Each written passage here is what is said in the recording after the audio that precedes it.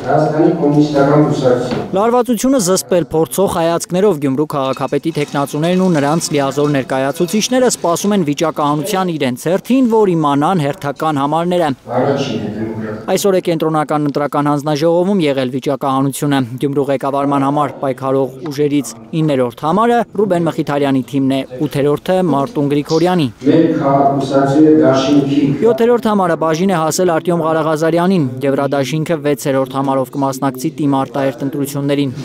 Հասկի համարը 5-ն է, 4-ը Մայր Հայաստան դաշինքին է։ Մայր Հայաստան կուսակցությունների դաշինք։ 3-րդ համարով կպայքարի Ապրելու երկիրը, Վարդան Ղուկասյանն ու Կոմկուսը 2-րդ համարն են։ Առաջինը ԿՊ-ն։ Գյումրիում արդեն կատակում են մարտի 30-ին, ԿՊ-ն առաջինը կլինի միայն քվյաթերթիկում։ Կարող է հոգեբանական այսպես մեթոդներ կիրառենք, ԿՊ-նացի մենք առաջինն ենք նաև այստեղ եւ այլ, բայց դա բացարձակից թվում է այդքան էլ արգան չէ։ Էականը ԿՊ-ի նվազող վարկանիշն է, որի գահավիժման դեմն առնել անկարող եղավ, անգամ Փաշինյանը նախկին նախագահներին ու ընտրություններում հակառակորդներին սևացնելու կիրակնորյա փորձով։ Վերջին մարտին Փաշինյանը ուղղակի արհամարած ունի գյումրեցիներին, այնքան ցածր է գնահատում գյումրեցիներին, որ ասենք ոչ մի ծրագիր չներկայացվեց։ Քաղաքագետն ասում է տրամադրված նստել է լսելու Փաշինյան ելույթը, որ հասկանա ինչ տեսլական ունի իշխող ուժը հանրապետության երկրորդ քաղաքի առաջիկա 4 տարիների ճակատագրի համար,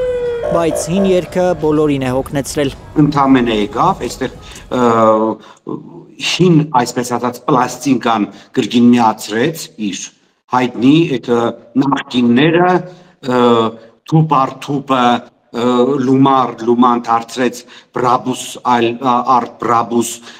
յաշիկ առ յաշիկ, նույն ապուշ թեզով վիրավորական արդեն գյումրեցիների համար ներկայացրեց ու գնաց։ Դժվար է կանխատեսել, թե ինչպիսի ընտրապայքարի հիմքեր է գցում Փաշինյանը քարոզարշավից մեկ շաբաթ առաջ, բայց ըստ քաղաքագետ Գագիկ Համբարյանի հասարակ ընտրողի աչքերում մի բան է երևում, մինչ ԿՊ-ն նախկիններ ու Թալան է ասում, մյուս ուժերը ներկայացնում են քաղաքի զարգացման իրենց ծրագրերը։ Կարեն Սիմոնյանը իր ծրագիրն է առաջ տանում, Մարտուն Գրիգորյանը իրանն է առաջ տանում, Ռուբեն Մխիթարյանը իրանն է առաջ տանում,